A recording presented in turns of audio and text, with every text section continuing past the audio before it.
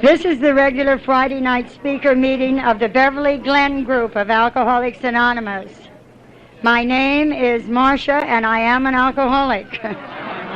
Would you all join me in the serenity prayer? God, grant me the serenity to accept the things I cannot change, the courage to change the things I can, and the wisdom to know the difference. Alcoholics Anonymous is a fellowship of men and women who share their experience, strength, and hope with each other, that they may solve their common problem and help others to recover from alcoholism. The only requirement for AA membership is a desire to stop drinking. There are no dues or fees for AA membership. We are self-supporting through our own contributions.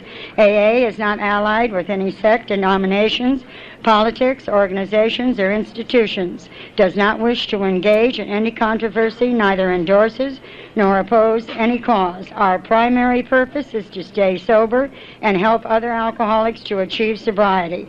The church does not allow smoking in this room or in the hallways. They do allow smoking in the coffee room. Your cooperation in this matter is vital in order for us to maintain this meeting hall. Please do not throw cigarettes outside in the children's playground area. I have identified myself as an alcoholic. With the other alcoholics present, please raise their hands. Thank goodness I'm not alone. In order that we may get to know you during the coffee break and after the meeting, with those of you who have less than 30 days on the program, please raise your hands. Fantastic. Hey! Fantastic. Welcome, welcome. If we have any out-of-town visitors, would you please identify yourself so we may get to know you? Please stand. Hi, Karen. Somebody else back there? Betty? Hi, Betty. Anyone else from out of town? Okay. All right. This is a two-speaker meeting. We will have a coffee break before our second. This Friday night meeting is dedicated to the fact that Alcoholics Anonymous is simply one drunk talking to another. It is customary in Southern California to have a portion of Chapter 5 from the Big Book read, and tonight I have asked Frank to read it. Okay? I'm Frank, a grateful recovering alcoholic. How it works. Rarely have we seen a person fail who has thoroughly followed our path. Those who do not recover are people who cannot or will not completely give themselves to this simple program, usually men and women who are constitutionally incapable of being honest with themselves. They are such unfortunates. They are not at fault. They seem to have been born that way. They are naturally incapable of grasping and developing a manner of living which demands rigorous honesty. Their chances are less than average. There are those, too, who suffer from grave emotional and mental disorders, but many of them do recover if they have the capacity to be honest. Our stories disclose in a general way what we used to be like, what happened, and what we are like now. If you've decided you want what we have and are willing to go to any length to get it, then you're ready to take certain steps. At some of these, we balked. We thought we could find an easier, softer way, but we could not. With all the earnestness at our command, we beg of you to be fearless and thorough from the very start. Some of us have tried to hold on to our old ideas, and the result was nil until we let go, absolutely. Remember that we deal with alcohol, cunning, baffling, powerful. Without help, it is too much for us. But there is one who has all power. That one is God. May you find him now. Half measures availed us nothing.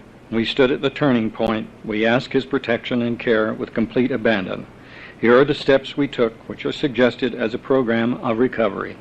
We admitted we were powerless over alcohol, that our lives had become unmanageable. 2, came to believe that a power greater than ourselves could restore us to sanity. 3, made a decision to turn our will and our lives over to the care of God as we understood him. 4, made a searching and fearless moral inventory of ourselves. 5, admitted to God, to ourselves, and to another human being the exact nature of our wrongs. 6, were entirely ready to have God remove all these defects of character. 7, humbly ask him to remove our shortcomings. 8. Made a list of all persons we had harmed and became willing to make amends to them all. 9. Made direct amends to such people wherever possible, except when to do so would injure them or others. 10. Continued to take personal inventory, and when we were wrong, promptly admitted it. 11. Sought through prayer and meditation to improve our conscious contact with God as we understood Him, praying only for knowledge of His will for us and the power to carry that out. 12. Having had a spiritual awakening as a result of these steps, we tried to carry this message to alcoholics and to practice these principles in all our affairs. Many of us exclaimed, "What an order! I can't go through with it." Do not be discouraged. No one among us has been able to maintain anything like perfect adherence to these principles. We are not saints. The point is that we are willing to grow along spiritual lines. The principles we have set down are guides to progress. We claim spiritual progress rather than spiritual perfection. Our description of the alcoholic, the chapter to the agnostic, and our personal adventures before and after make clear 3 pertinent ideas. A, that we were alcoholic and could not manage our own lives. B, that probably no human power could have relieved our alcoholism. C, that God could and would if He were sought.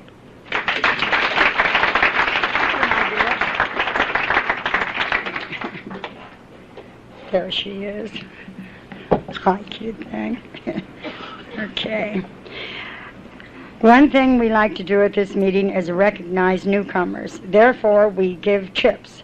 So here we are for 30 days. Do we have anybody for 30 days that would like to take a chip? No one?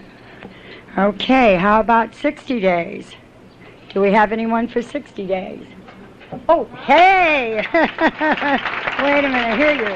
There you go. All right. Say something here? Hi, I'm Nathan and I'm an addict alcoholic.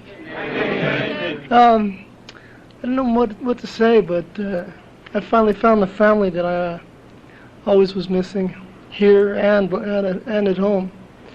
And my life is a lot better. And that's it. Thank you. Anyone else for 60 days? Okay, we're moving along. 90 days. Anyone for 90 days? No? All right. How about 6 months? Anyone for 6 months? Hey! There you go. Congratulations. Thank you. I'm Cindy. I'm an alcoholic. Hi, Cindy. I don't know what to say either. Just that I feel good and that I can feel, and it's okay. And I'm really happy to have this and really happy to be here. Thanks. Anyone else for 6 months? 9 months. Hey! Hey! Hey! Fantastic! How about a hug? Fantastic. I'm glad I'm here. Go ahead. I'm glad I'm here, too. Hi, I'm Peter Green. I am an alcoholic. I think Nathan coined it. He said he found the family. And I was sitting there listening to the fifth. Go to great measures and great lengths to listen to the fifth. But this God thing for you newcomers, I was an atheist when I came in here 9.5 months ago. Because I was trying to find, all my life, something to fix me. And when they said God, I said, no, this is not the program. But the court said, yes, this is the program. You know? And it's been the greatest experience of my life. I stand here today and I'm clean and sober, with a lot of days and a lot of beautiful people around me. And I look in here and I see faces because the North Hollywood area is my home base. And now I'm down in Irvine. Now Irvine is my home base. But I got 9 months clean and sober, man. And it is an incredible, incredible journey. One day at a time. And I got somebody now I can drive with who's a friend. And when I get crazy and I can't contact this friend of mine that I learned about in this program, then I can pick up a phone. And 24 hours a day I got a bank load of friends. I didn't have friends when I came in here. I was too fucking selfish. And today, you know, I got some beautiful people around me, man. This whole room is filled with beautiful people. And I am very grateful to be here. And I have found that home. that Nathan said that he has found. And I know you all got it. And Ray, I didn't get my 6, but I got my 9. Thank you, Ray. Thank you, everybody, for being here. Okay. All right. Are we giving the cakes now? Okay. All right. And we have, well, we'll just start off. We have quite a few birthdays. For our first one, we have Sam for 1 year, and Anne and Hertha, is that it? Is to give the, what is it? Hertha? I am right, it's Hertha. Okay, here we go. Happy birthday to you. Happy birthday to you. Happy birthday, dear Sam. Happy birthday to you. Keep coming back.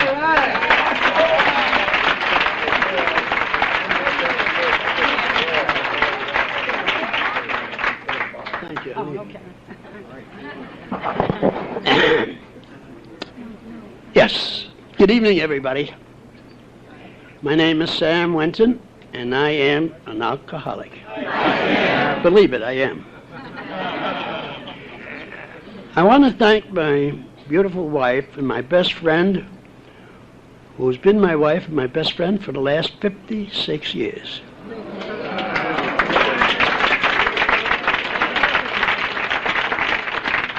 I also want to thank my beautiful and charming daughter who gave me the cake. If I remember the next line, I'll be all right. It's really been a good year for me because outside of the first 30 days when I was sick, I really came around and made a lot of friends.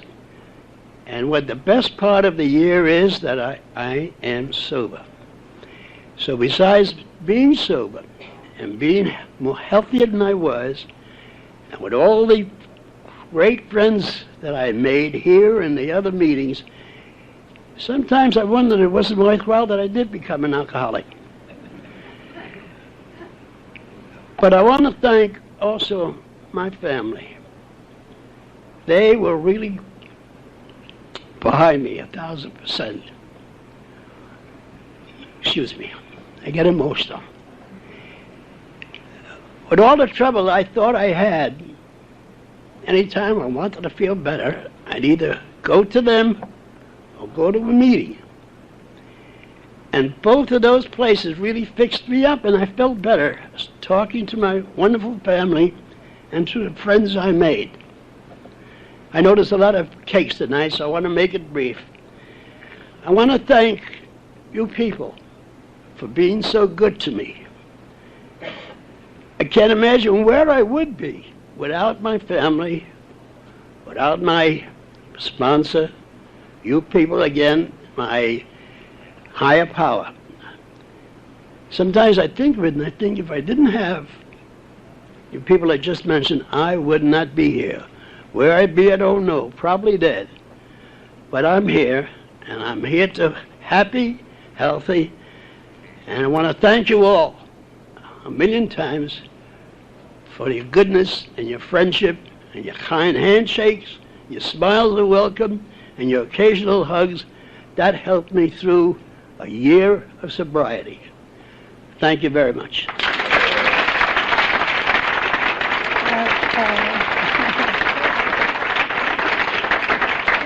The next one is for 1 year for Richard, and John will give him his cake. Okay? To you. Happy birthday to you. Happy birthday, dear Richard.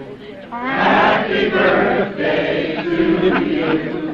Keep coming back. Yeah, get it right. Get it right. Blow it out. Okay.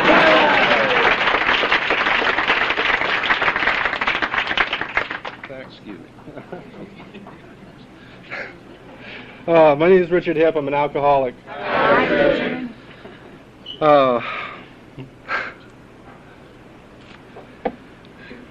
That was John. He's the only childhood friend since 3rd grade that's in my life. Haven't seen each other except for twice in 12 years. And he's also the only one who's not like me that I grew up with. The only one. Just blows me away. And I'm really grateful and thank you for being here to give me my cake, John. He saw me start in it, but he'd missed the going down in flames part. Just want to say I tried for 7 years being periodic to make this program, and I tried it every way possible. I went out a dozen times. And I just kept coming back. I hit 12 bottoms I didn't even know existed. And when I finally heard enough in the hospital, where Sam and I were in the same ward. Boy, you should have seen the two of us get sober together. That was a trip. It's these rooms and these people and surrender. You know, it takes what it takes, but I don't believe in slipping. I went out and got drunk a dozen times.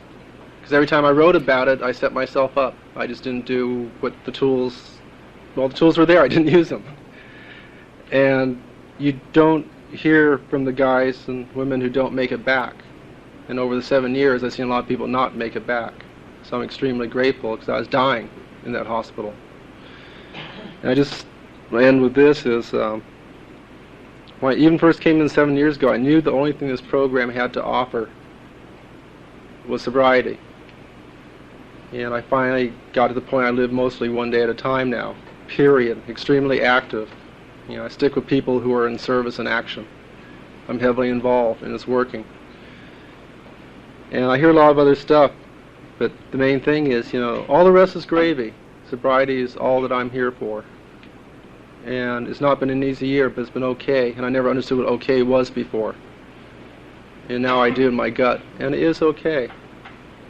And, you know, just keep going back till it clicks. You know what happens if you don't, so it's up to you. Thanks for being here.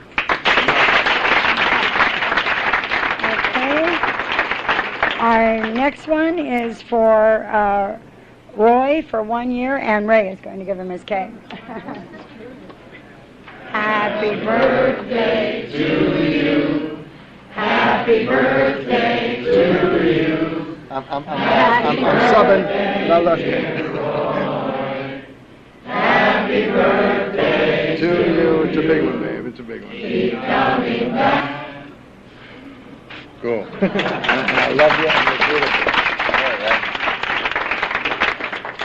My name's Roy. I'm an alcoholic, and actually I'm 14 months sober. But a couple months ago, I was just a little too complacent to take a birthday cake. It's a good word, complacent.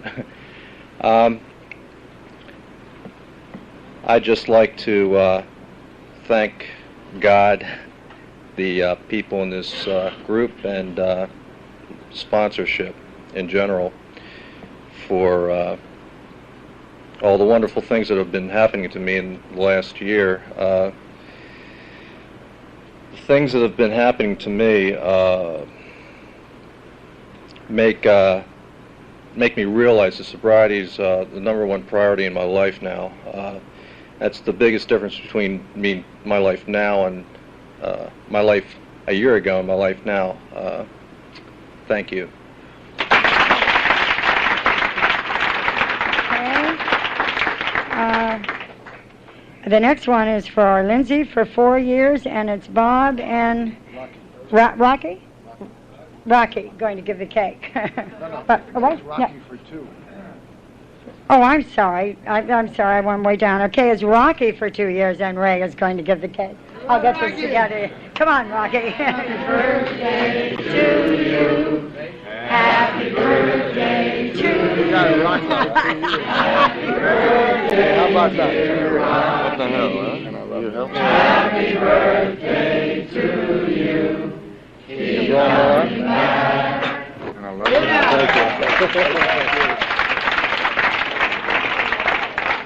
Oh, geez. My name's Rocky, and I'm an alcoholic. Hi, Rocky.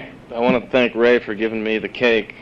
He means a lot to me. He's helped me out in this second year of mine. The first year was pretty much a breeze. I sort of had the honeymoon thing, and then after the first year, then I started looking at things in the second year, and I wasn't as comfortable as I was in the first year, but I'm still just grateful to be part of this program. My life has never been better in the 2 years I've been in here, and I can't see anything but just growing and growing with this program. Thank you very much. Lindsay and Bob and Lindsay for 4 and Bob and Yes. who else? Lindsay. Patty. Okay. I didn't see. That's Patty. Lindsay for 4 years. Bob and Patty will give her the cake. Okay. Happy birthday to you. Happy birthday, dear Lindsay. Happy birthday to you. Keep coming back. Hey.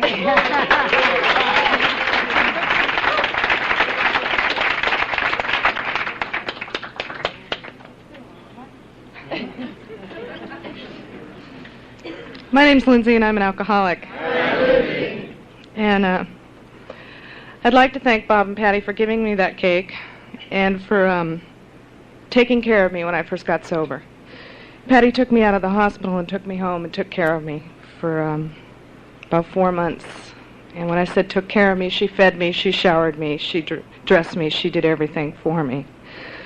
I owe a lot to them. And I'm real glad that they're here, and I'm glad they can share in this. And I don't remember who it was. Somebody said something about they had a family. And yes, I have a family here in Alcoholics Anonymous. But there were times when I felt, when I was new, I couldn't go to Alcoholics Anonymous because I was afraid, so I went to them.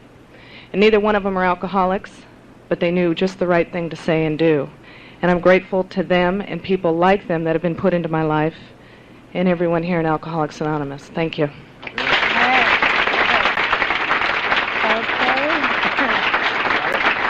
That's Brenda, right? Or this one? Lee Oh. for 6 years. Okay, Lee for 6 years, and Ray is going to give her a cake. Or give him a cake, sorry. I corrected it. Birthday to you. Happy birthday to you. Happy birthday, dear Lee. Happy birthday to you. Keep coming back. Beautiful. Yeah.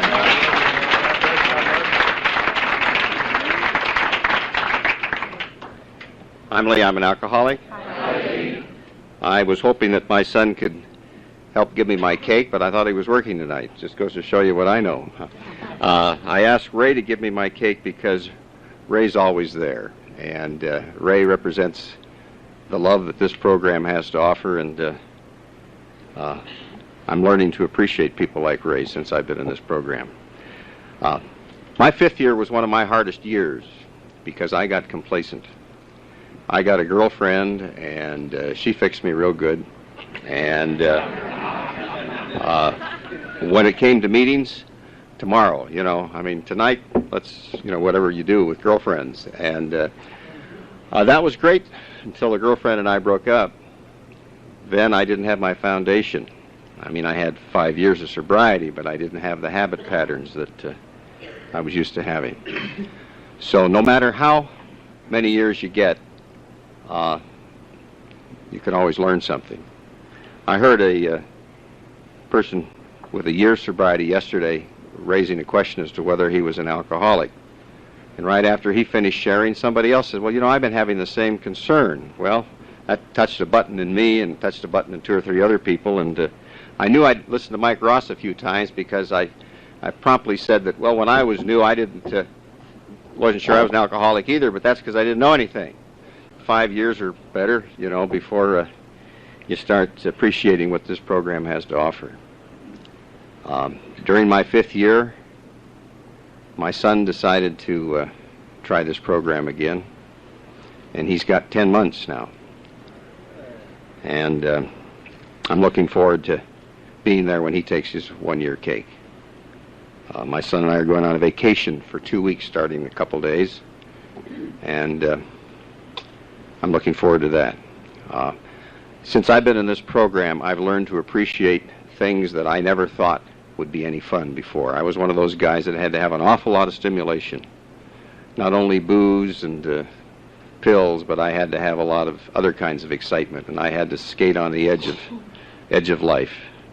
Now I'm getting to be like those old people that cross the street, and I look to make sure the car doesn't hit me because I'm having a good time and I don't want to end it yet. And that's because I found God, and I found how to get a little bit vulnerable. And I owe it to this program and to you people. Thank you.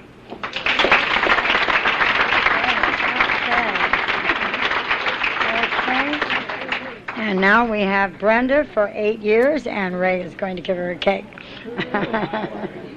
Happy birthday to you.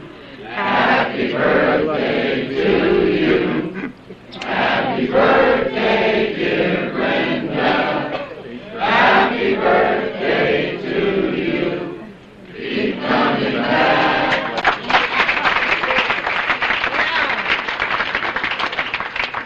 Hi, my name's Brenda. I'm an addict and alcoholic. And scared to death. I had 2 cappuccinos before I came, and I'm wired for sound. I can't be still. I need to make amends to you 2 new ladies, because when you raised your hand and said you were new, I freaked out because I tried to get you to steal the gum and the chairs in front of you, and I'm really sorry I did that. You know, I thought you were like old timers, and I didn't have to worry about it, but sorry. This is my 4th cake in my sobriety, and I don't usually take them, and I was 8 May 15th, and so I just didn't want to do this, and my friends started telling me I have to do this, and I go, why?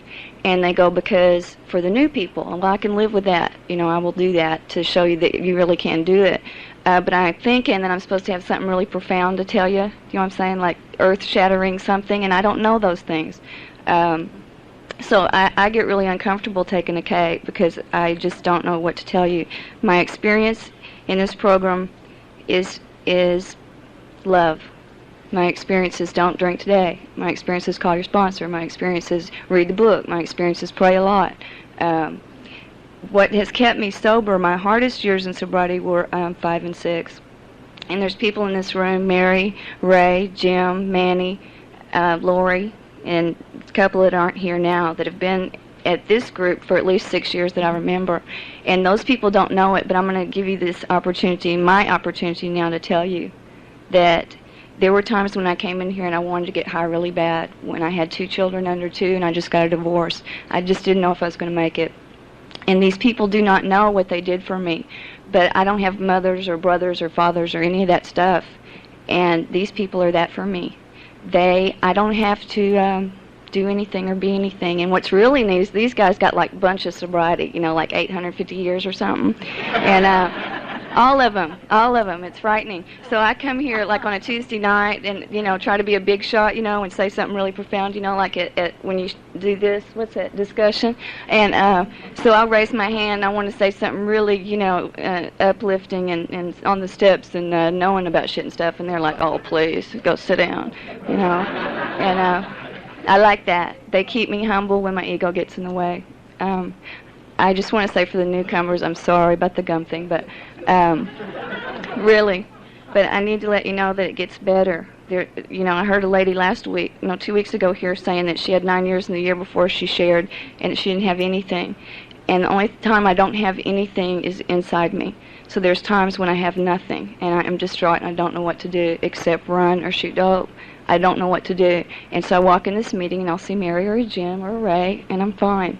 And they say it's going to be okay. And that's all I can tell you is it gets better. Thanks.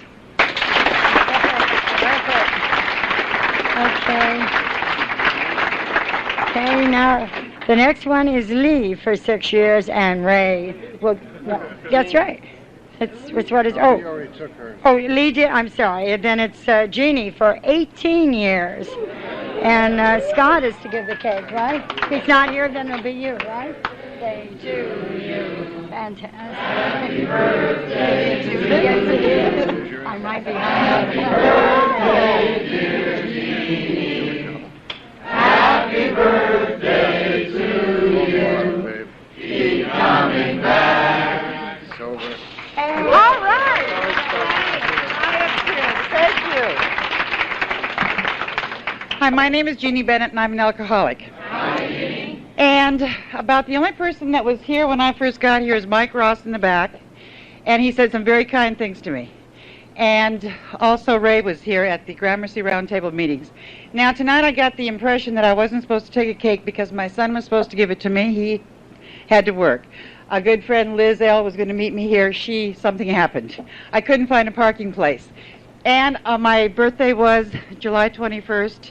At 18 years, I'm like you that just spoke. I thought, you'd have something profound and be full of wisdom and know how to do this and get everything down pat and have just one day out of the year go well.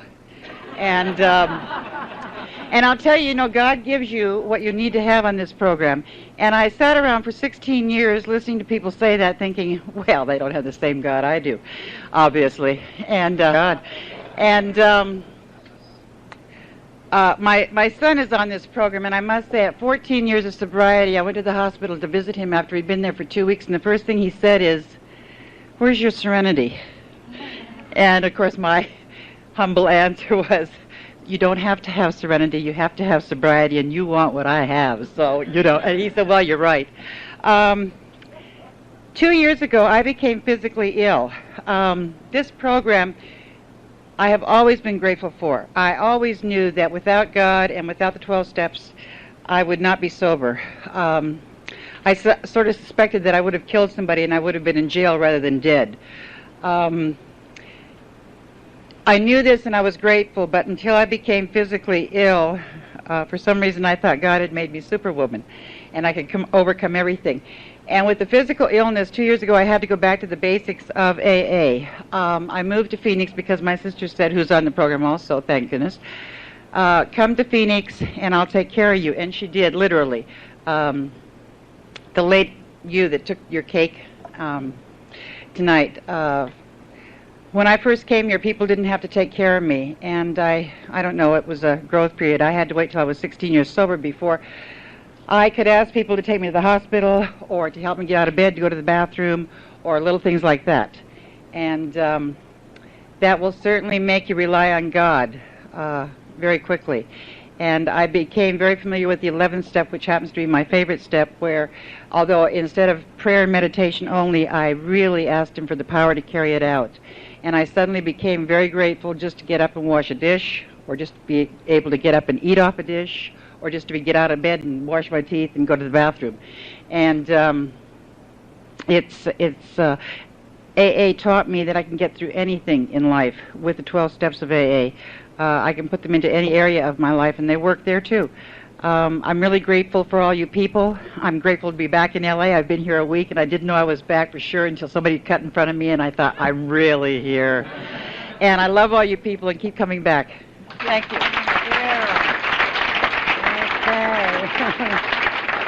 All right, I think we have everyone. Our first speaker this evening is Doug. Doug, where are you? There you are.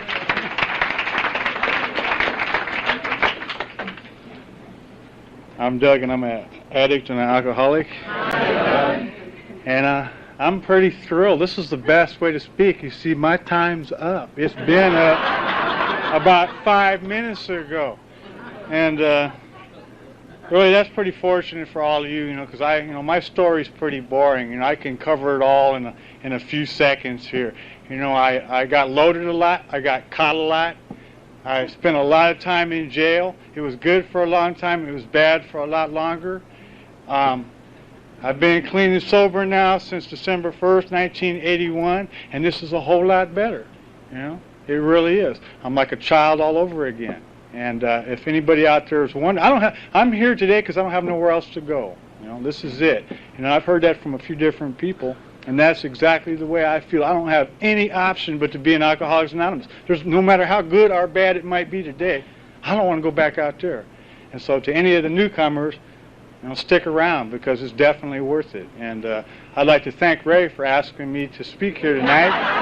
And call me back anytime. This is all right. Thank you.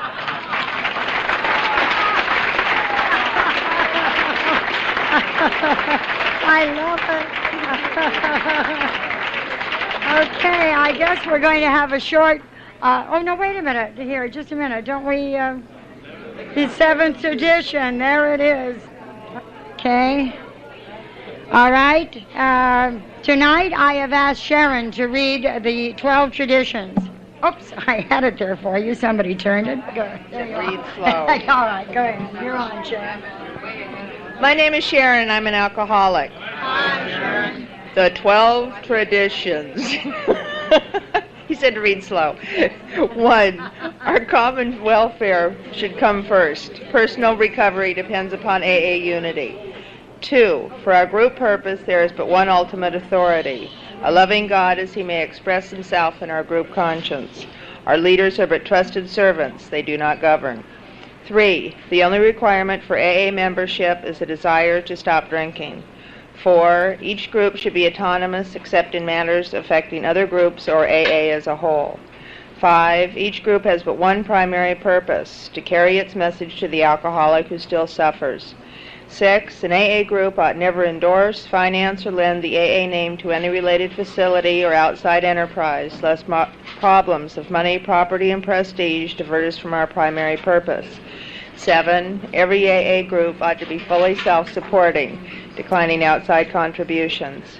8, Alcoholics Anonymous should remain forever non-professional, but our service centers may employ special workers.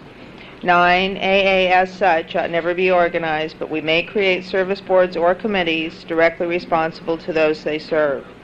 10, Alcoholics Anonymous has no opinion on outside issues, hence the AA name ought never be drawn into public controversy. 11, our public relations policy is based on attraction rather than promotion. We need always maintain personal anonymity at the level of press, radio, films, and TV. 12, anonymity is the spiritual foundation of all our traditions, ever reminding us to place principles before personalities. Thank you. Thank you, Sharon, very much.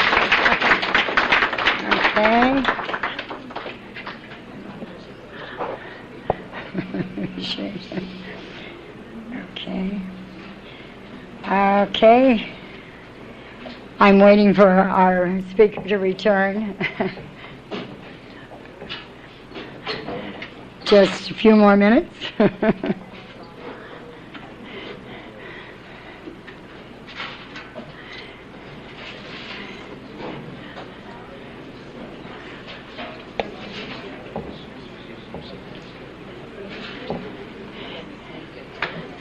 I don't think so.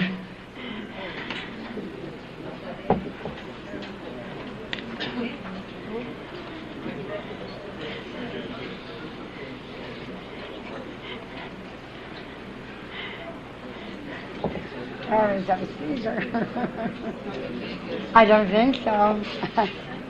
Ray, is our speaker out there? Okay.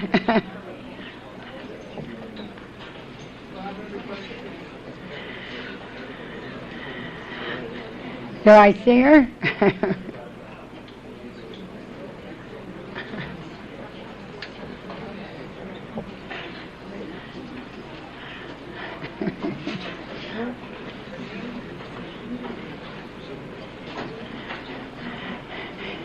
Do you see her, Ray? There's, I think I see her. Luann, are you there? Not yet.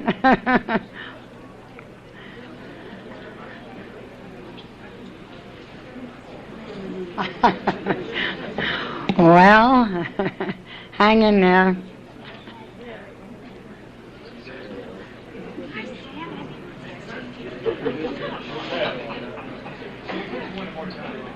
I could give a pitch.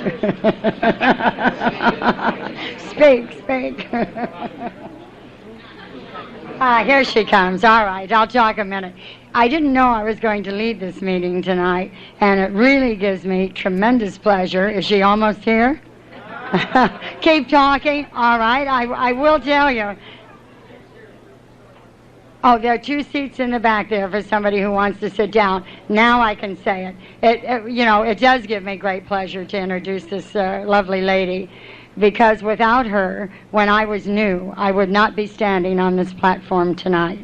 And this woman gave of herself, and it gives me tremendous privilege to introduce our second speaker, Luann. Okay, Luann. Where were you?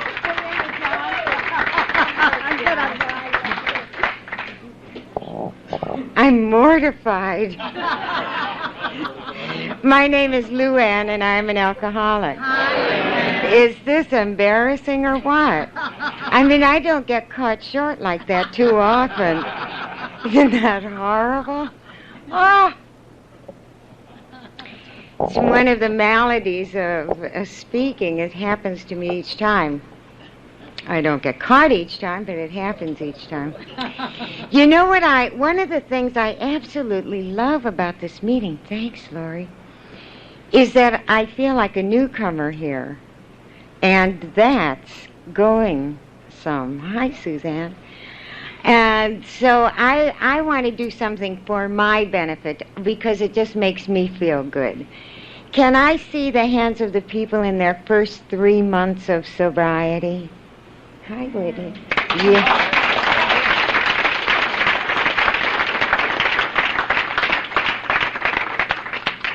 How about from 3 to 6 months? Oh, wonderful. How about 6 months to a year? Oh!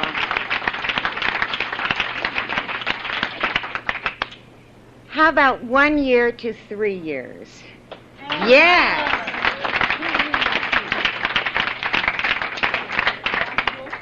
3 years to 5 years. Another one.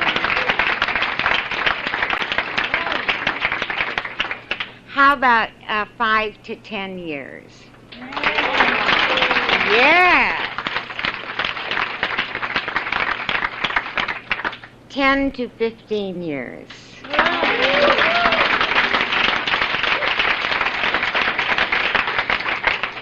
15 to 20 years. Yay!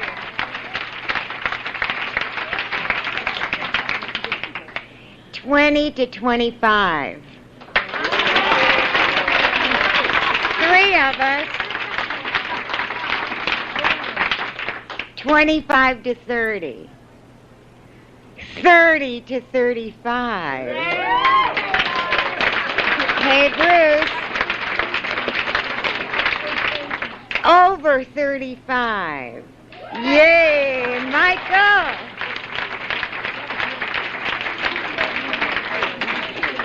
You know that I love to do that because, especially when there are people in here who are longer in sobriety than I am. I love to see when Julie is at a meeting.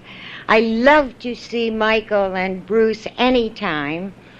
It's very special to me. I have done a lot of talking in my years of sobriety. And in these last 5 years, I've been the one who has had the most sobriety. And that's scary. That's scary for me. I don't like to see that. That's around the country. Not in California. We got a lot of good old timers here, boy. Those guys over 30 do it for me every time, honey. Every time. Talk about getting into perspective. You know what I mean? You don't fool around with something like that. I mean, that's a lot of sobriety. And I'll tell you, my first 25 and a half hours were a lot of sobriety. It was a long bit of being sober. My second 24 hours was a long, long time of sobriety. I couldn't believe that I had gone that many hours without taking a drink or a pill or anything else. I was really excited about that. And that has managed to be the way it has been in my sobriety. I love being excited in sobriety. I love being in life in sobriety. I love being present. I was not present most of my life. In sobriety, I was here, but not really here a lot of the times. I mean, I was sober, but projecting out there somewhere. And in this last couple of years of sobriety, I have been more present than I have ever been in my life, and I like that. I like the feeling of knowing where I am at that moment in time. Like right this minute, it's very basic. Right this minute, I am in this room. We are in the middle of having an Alcoholics Anonymous meeting. There is nothing that was before this. That's all part of the past. 30 seconds ago is part of the past. That sip is part of the past. All of that is behind me. And what's out here I have no idea of. So what I am at this point in time is right here with me and with all of you. Thanks be to God. And there's no better place and no place I'd rather be. Gosh. I am an alcoholic. I had a phone call today, which is so strange. I'm going up to Alaska next week. Don't ever get bored on this program. I got bored once and wound up in Anchorage, Alaska. And it was, I'll tell you about that a little bit later, it was probably the best experience, or surely one of the best experiences I ever had in my life. But I had a phone call today from a woman. I'm going up there to speak on alcoholism, not as an AA member, but as a community awareness thing up there. And this reporter called me, and she said, I want to do an interview with you. I wanted to be in the newspapers next week. I said, well, I'll be up there Tuesday night. We can do it then. She said, no, I want to talk. I said, okay, I have 10 minutes. You know, I was working on my feet all day until 5:30, and then I was leaving at 6 to have a bite. And I said, okay, I have 10 minutes. And she said such strange things that you kind of forget. I forget what people out there think we are. You know, how long were you an alcoholic?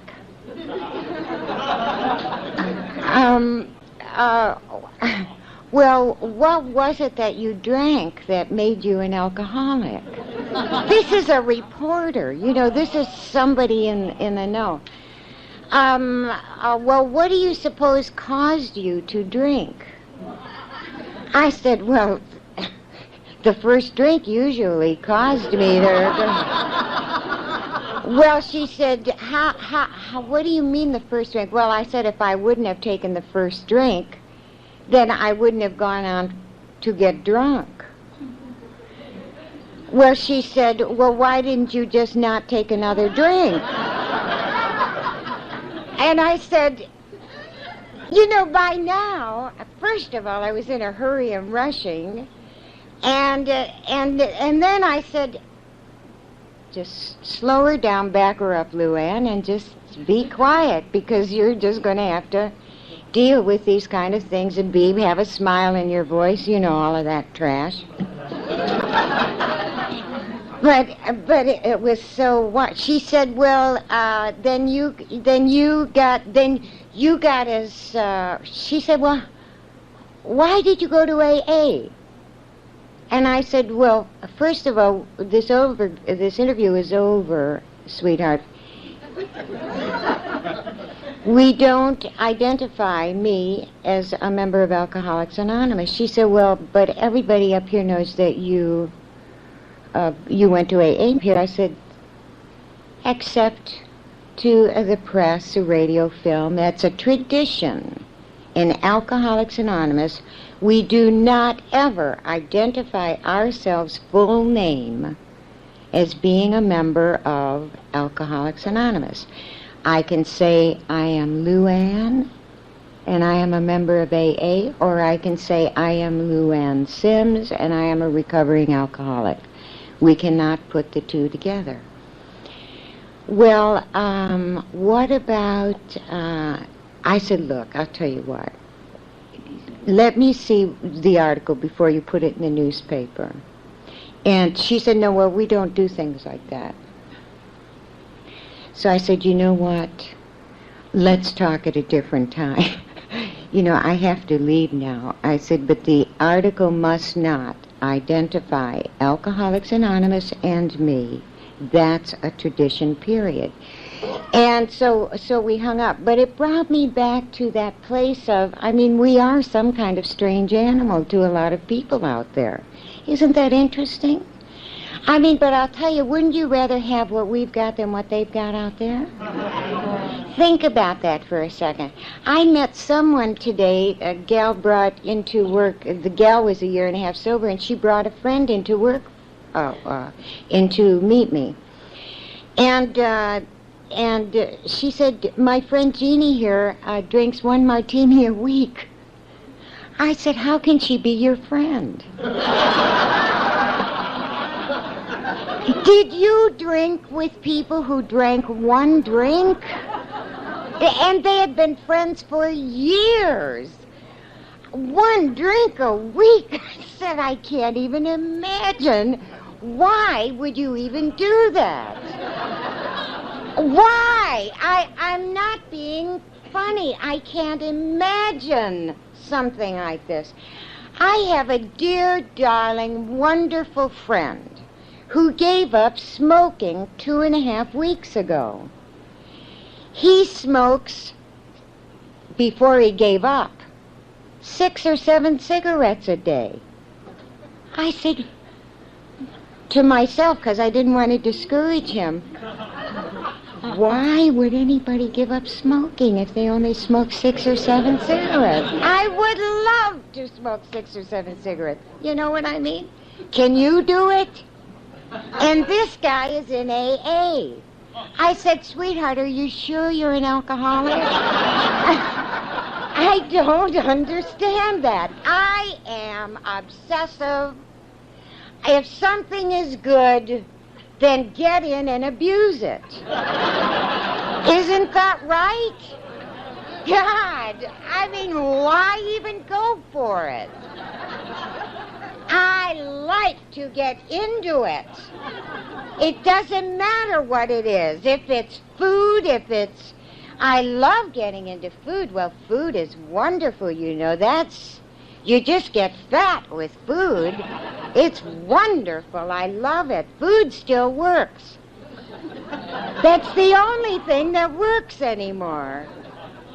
You know, getting up in the middle of the night and getting a toasted English muffin with peanut butter and jelly or something. Works. It's wonderful. But God, I can remember when I stopped drinking, I bought bags of Snickers bars and I hid them from my kids. I didn't want anybody to have my Snickers bars. I mean, I have to have my supply of whatever it is.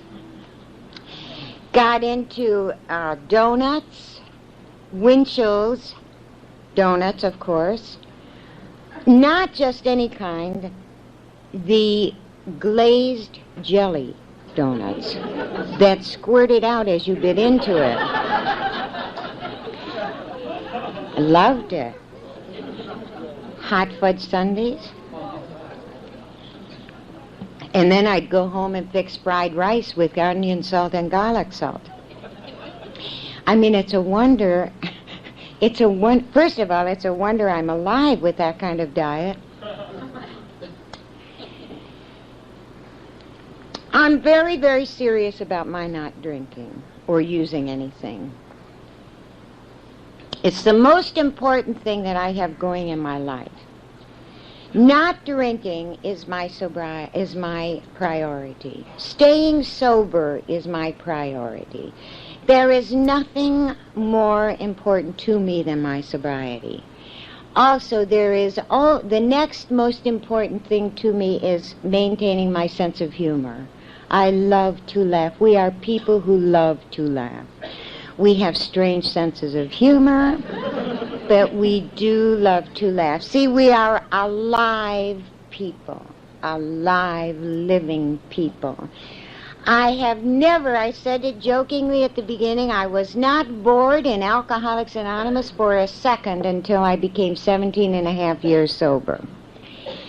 When I was 17 and a half years sober, yes, Julie, too. When I was 17 and a half years sober, I was getting about 50 phone calls a day. I was absolute, I was cut open from my head to my toes. I was one just huge receptacle for 50 or 60 phone calls a day, and I couldn't move out of my house because, it was like, I wanted to go shopping. I had to take the phone off the hook and to get food, which is wonderful, except that what happened was I got burned out. And I asked God, I had been asking God for a year and a half or 2 years, please put me somewhere where I can be of service, make some money, and have fun doing both things. That was my prayer. That was my prayer for 2 years, year and a half, 2 years. And then I would forget it. I said that at night, as I said, and every night I said thank you, and, like I had had a wonderful day. Thank you for all of the good in my day, and thank you for all of the not so good in my day. Just thank you for this day, and then please put me somewhere, And then one day in December, one night in December, I had just gone off to sleep, and something woke me up, sat me straight up in bed, and what it was Alaska. Alaska. And that was my reaction, Alaska, and I thought, I've known now to let the movie play. If I wake up and something's going on, I know enough to let the movie play. If I don't want to watch the movie, I turn the TV set on and watch what's there, because most times it's more fun than this movie that's going on in my head. But this night, I let the movie play. Well, how are you going to get to Alaska? Well, you can sing on one of the boats. Go over there, you can get there by singing. How are you going to get on a boat? Well, I don't know, but I have friends who are agents. We'll book a boat. Go on the Princess, whatever goes. See, those of you who are younger in this room, I hate to say there are people so young in this room, but there are a lot of young people in this room. How many people in this room were born before 1950? No, after 1950. After 1950? My God, that's a third of the room. How about before 1950? Thank God, honey. I'm glad to see us old cockers still around here. That's the truth of it. But in the early 50s, I used to sing. I was a star. I was a very big star. But what are you shaking your head to? You're too young, honey. You're not too young. Well, you look awful good.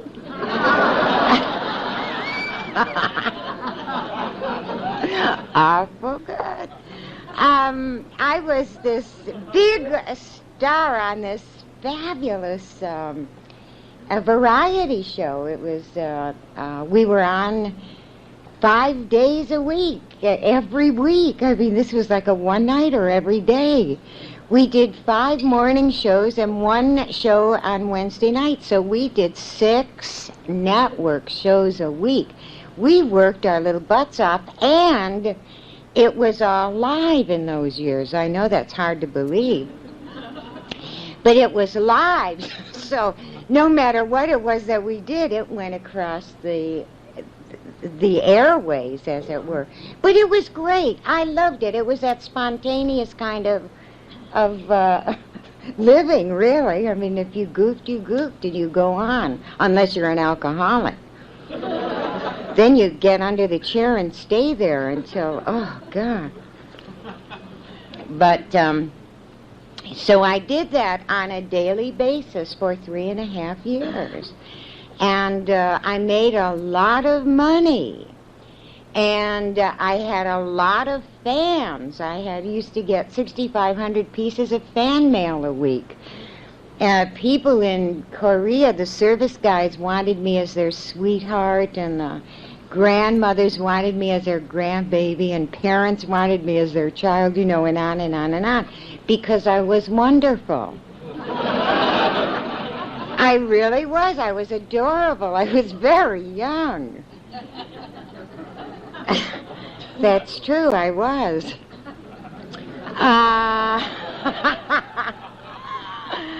But here I was out doing my thing in my youth. I wish I could say I was 12 or 13, but I can't do that, see. This, last month I was 54 years old. You're supposed to say, oh, you're kidding. You don't look 54. I don't feel 54. I look in the mirror and I say, 54? Because I don't identify it with me. You know, it's a couple of numbers out there. It's not what I am. I'm this fabulous person here that has a good time. But in those days, I was 18, 19, 20 years old, very young, and making all this money, and never having had any money, didn't know what to do with it. I think I had a good time, but I don't know. You know, when you're young, you think you're going to keep making this money forever. Well, it was all over. When I was finished with the show, the money was all over. And but I didn't care, because by that time I met the man that I was going to marry. God, I fell madly in love with this wonderful, wonderful guy, music publisher. He was just a dear, sweet, gentle man.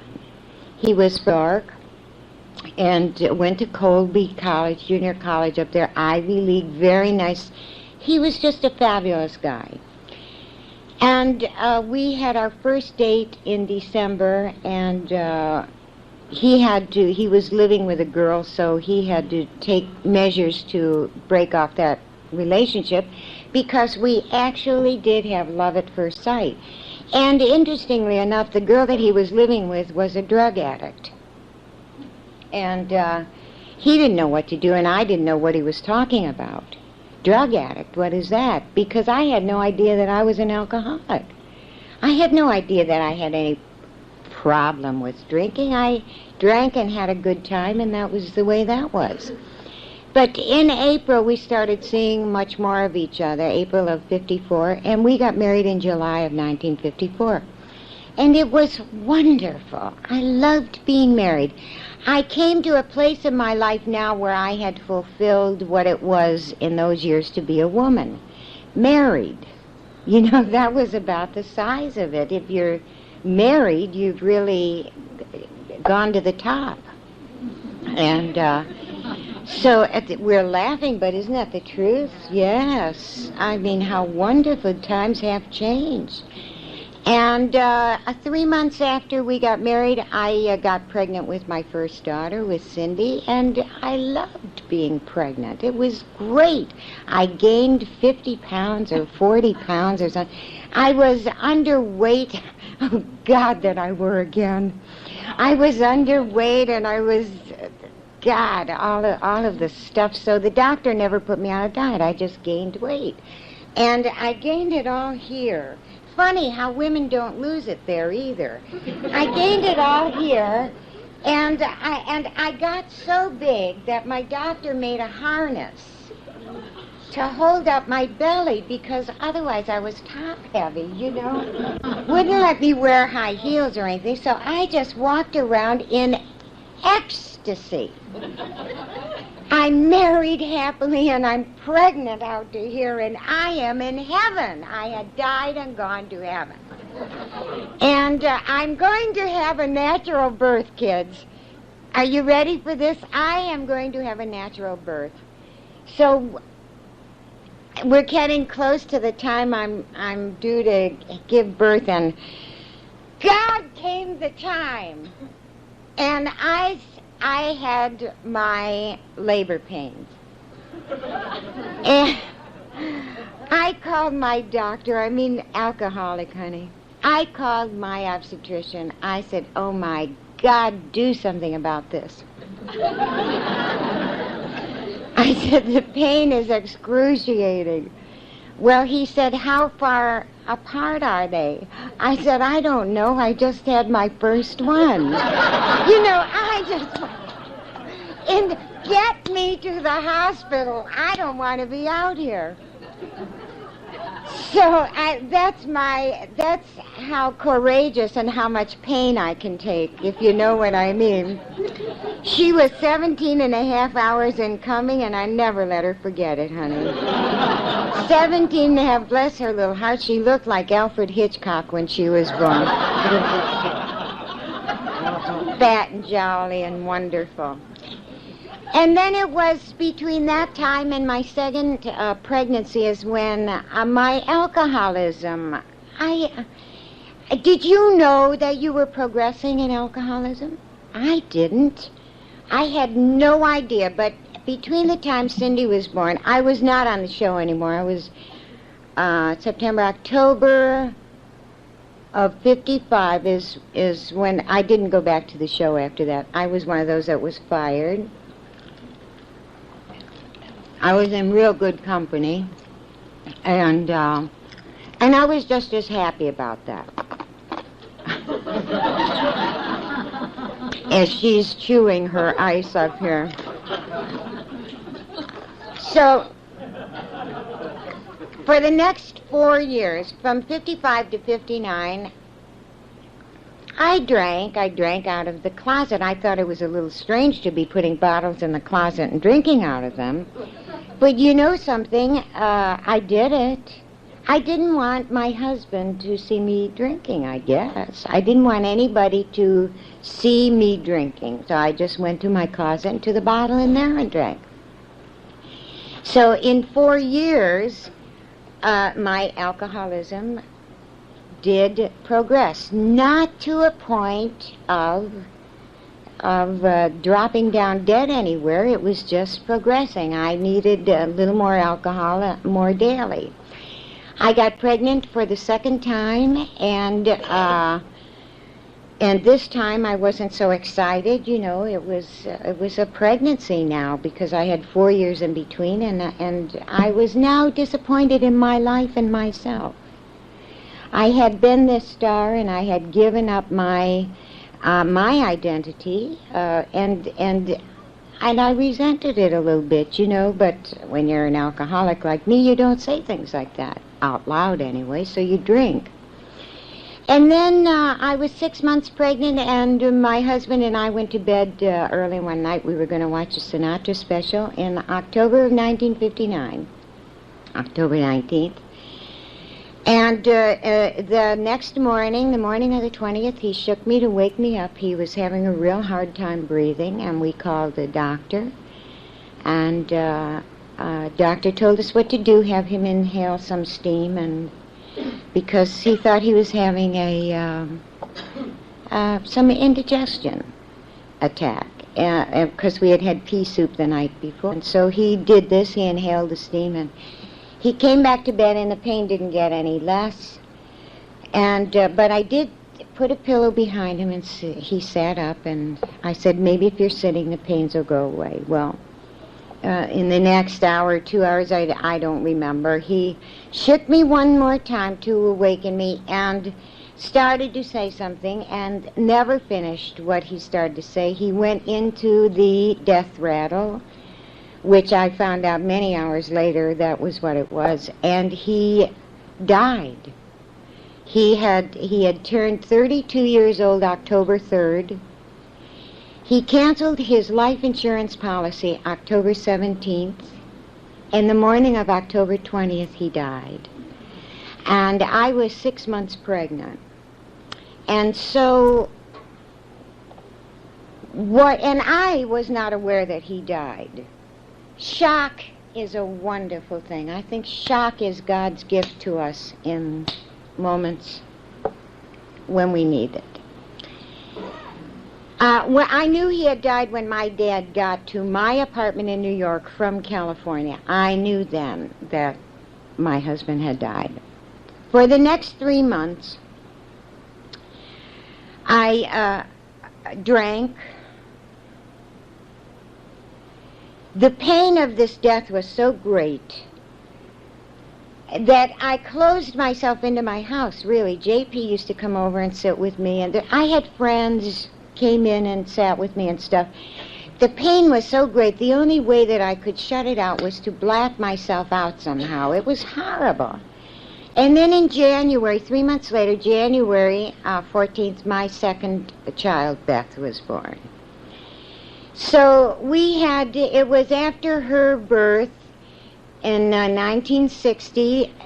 The next 4 years were to be the years of my most absolute downfall. I had 4 years of sliding backwards, downwards, anywhere words that you go when you get behind this disease. And in my eyes, did not have a disease. And in my eyes and in my opinion, if anyone said, "Don't you think you're drinking too much?" I said to them, "Don't you think I deserve to?" And I believed that with everything in me. I believed that God had been out to get me. And he was going to get me for the sins of everybody in this room and all the rooms in the world. So for the next 4 years, I did what I had to do. I woke up in horrible situations. God almighty. God. Honey, what was her name? Olive oil. She looked so much like olive oil. Out in Temple City. Flo D. Used to stand up there and she'd say, "My name is Flo and I am a whinette." And she'd say, I'm from the metal age. She said, "I got silver in my hair, gold in my teeth, and lead in my ass." And I heard this woman in my 4th week of sobriety, and she said, and every night around midnight I'd turn into a motel. I thought, oh God, this is great. And then the thing that she said that got me was that when my husband proposed to me, I fell out of bed. This gal has really got it, and like I said, I was about 4 weeks sober, but I heard her. Something in me heard her. I mean, I didn't wake up in strange places like she did with strange people, but something in here opened up for me and said, but a lot of strange people woke up in my room. I didn't know who they were or how they got there either. So it was all the same thing. If you just listen, keep the head quiet and the ears open, we do hear things to identify with, So anyway, what brought that on is that that's what, I never woke up outside. I did my drinking inside those last 4 years. And every so often these people were there. But, I married somewhere along the line there and moved out here with the girls. And he beat me up, and I thought that was okay. That's how I thought of myself, because now the alcoholism was running rampant. And I was here, I moved to Culver City, and Culver City is where I sobered up. I went to my first AA meeting on Culver Boulevard there in that little house on January 9th, 1964. And the way I went was I just dialed operator. You know, it was like that I had no fight left in me. There was nothing left. I hated what I had become. I hated I hated that I had to have a drink to do anything. I hated that when I had to crawl to the John to, God almighty. I would sit on the John with a wastebasket in front of me because I never knew which end was going to get sick first. And they both did, and everything else did. I would hold onto the walls in order, if I dared try to walk, in order to get anywhere, you know. And by mistake one day in the early part of January of '64, I would vomit in the morning, then here's my sink, and I do like this with cold water. My bathroom was the favorite room in my house. It was cold on the tile floor, and it was cold up against the tub. And I did this, and always did one of these over here. This day, I did this, and I stood straight up, and there was the mirror. And I hadn't seen myself in the mirror in a long time. And I actually turned around to see if someone was behind me because I did not recognize this face that was looking at me in that mirror. It was wine-sored, it was swollen, there was vomit in my hair, and you know what I flashed back on? This was in 1964. 10 years before, I was, to all intents and purposes, got America's sweetheart. You know, 10 years. What happened in that 10 years? You know what happened? Alcohol happened. Nothing else. Alcohol. That's what happened. I got drunk not because my husband died, not because I was disappointed in myself, not because my career ended, not because of any of those things. Why? I got drunk because I drank. And don't let anybody tell you any different in sobriety. We don't get drunk because we get successful. We don't get drunk because a relationship falls apart. We don't get drunk from any of that stuff. We get drunk from drinking. We get drunk from drinking and using and that kind of stuff. All of the other stuff are terrific excuses. But nothing gets us drunk but that. So I went to my first Alcoholics Anonymous meeting by myself. I didn't know that I could call and go with anybody. I had no idea. There weren't treatment centers then. I think General Hospital was the only place they could take you, and you had to be sober 48 hours or something. I don't know. So I knew that it was my time. But I knew it. I don't even know how I knew it, but I knew it. So I made my mind up that morning that I was going to go to an Alcoholics Anonymous meeting that night. That was January 9th. I had the address. I called a central office and got the address, wrote it out, because I was going to be at my first meeting at 7 o'clock that night. I passed out, came to, and got myself ready for Alcoholics Anonymous. With lipstick in my eyebrow, I was one that had the whips and jangles. I didn't shake, I had the whips and jangles. So I tried to put lipstick on, and I wound up in my eyebrows. It was in January. I dressed myself, God only knows how I did. I sat in a chair in the tub because I didn't want to fall.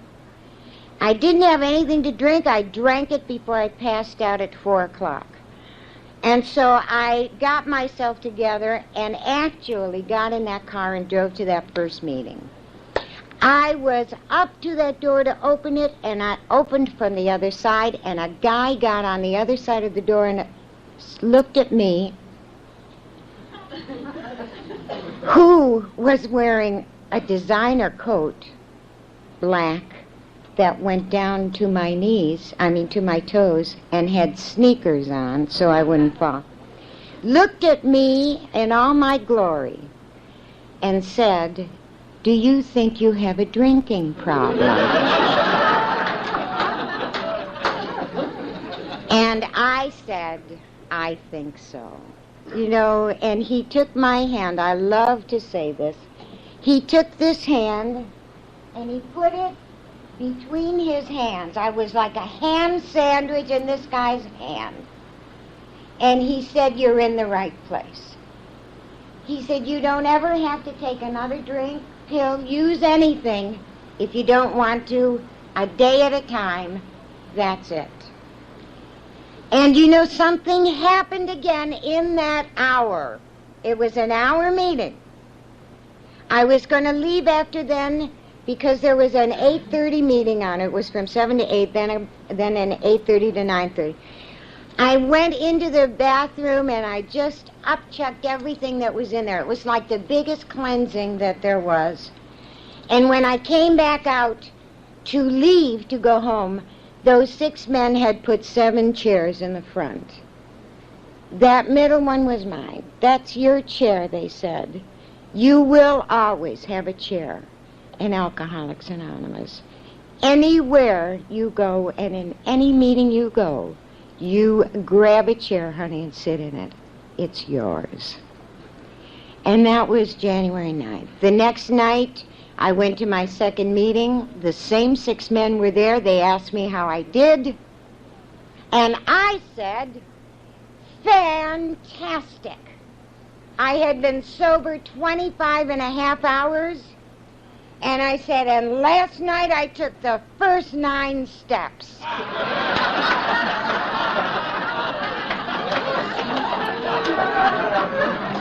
You know, they tell you to get into action in here. And I wanted what those 6 guys had. I didn't know what it was, but I wanted it. There was the sparkle that I wanted. I wanted the sparkle in the eyes back. And from that point forward, I got into Alcoholics, not out here, into, just the same way I get into jelly donuts, fried rice, whatever it is, I got into it. And I have been into it ever since. I have had a fabulous life here.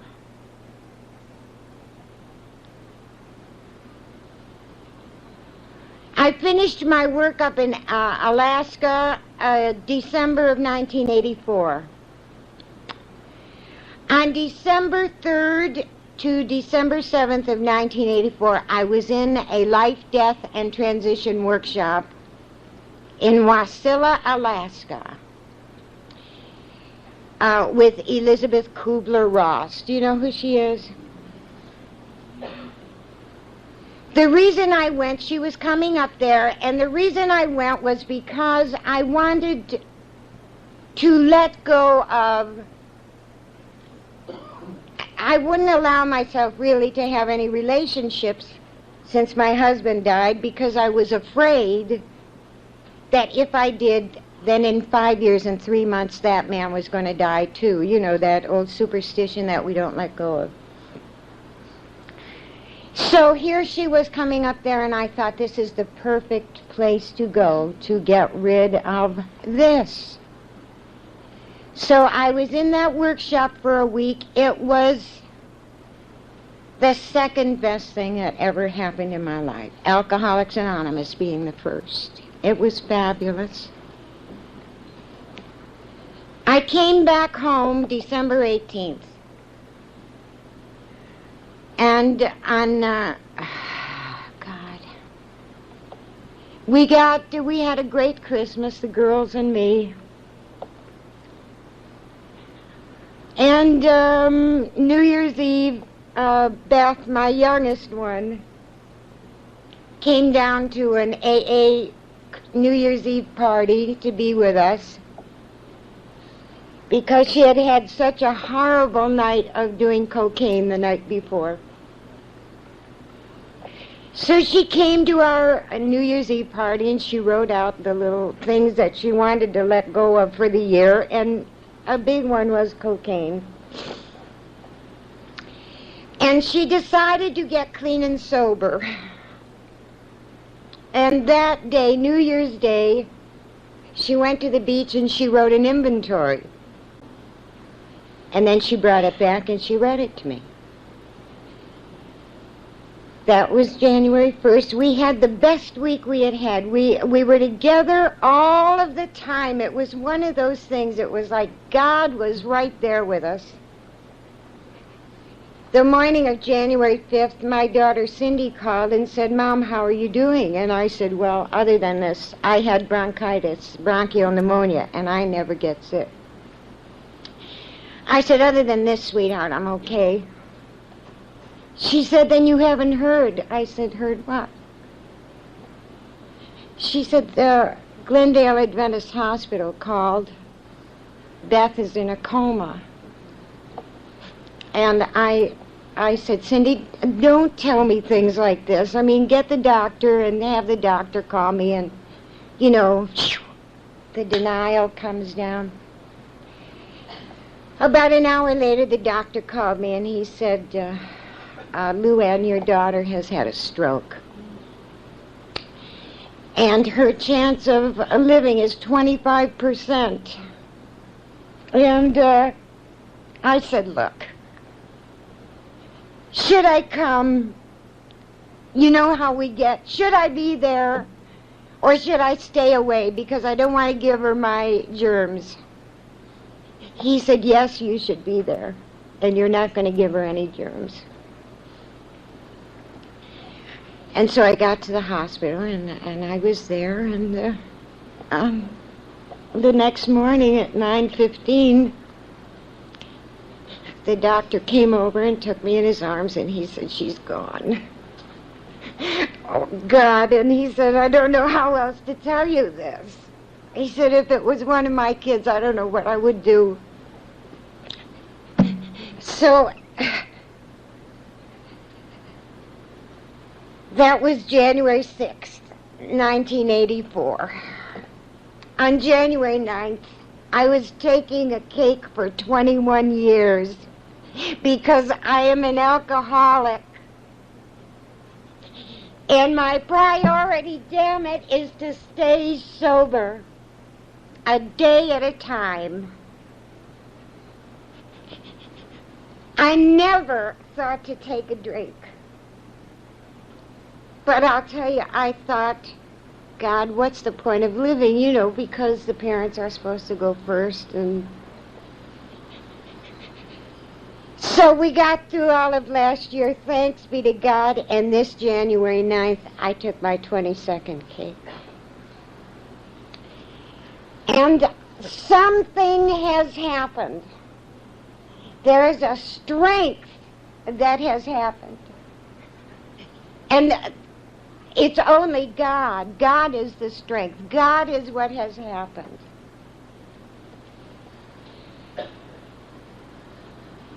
I am so grateful that I had Alcoholics Anonymous and that I had all of you from day one. I am so grateful. You were the folks who breathed life into me all of year and much of this year. The shock is wearing off now, and it's getting, you know, it's like I want to hear the voice, I want to hear the birthday calls, I want all of that. And you know what?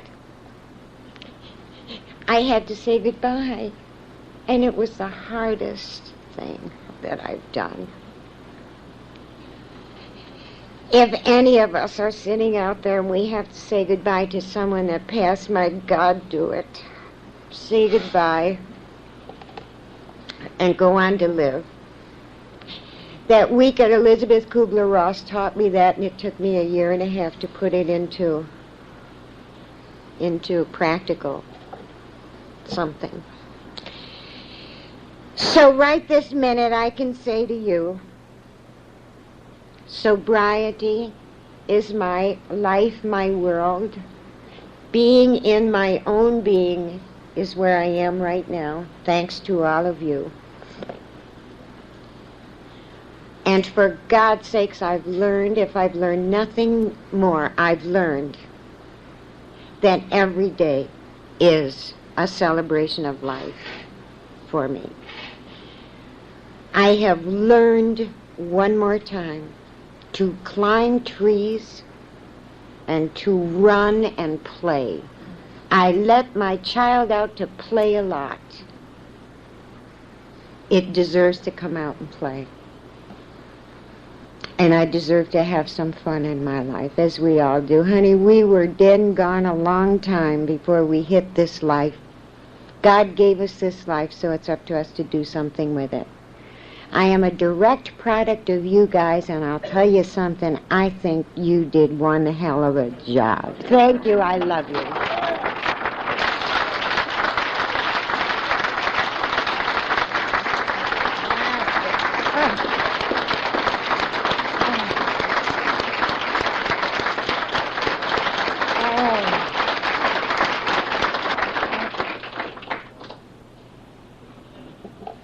Good evening. I'm Mike Ross. I'm an alcoholic. I just want to take 1 minute.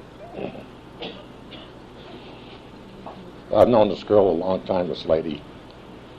And with a lot of love, she used to be my skinny guinea. And Beth Ann was my favorite little girl. Glad to see you. A vision for you. Our book is meant to be suggestive only. We realize we know only a little. God will constantly disclose more to you and to us. So ask Him in your morning meditation what you can do each day for the man who's still sick. The answers will come if your own house is in order. But obviously you cannot transmit something you haven't got. See to it that your relationship with Him is right, and great events will come to pass for you and countless others. This is a great fact for us. Abandon yourself to God as you understand God. Admit your faults to Him and to your fellows. Clear away the wreckage of your past and give freely of what you find and join us. We shall be with you in the fellowship of the Spirit, and you will surely meet some of us as you trudge the road of happy destiny. May God bless you and keep you until then.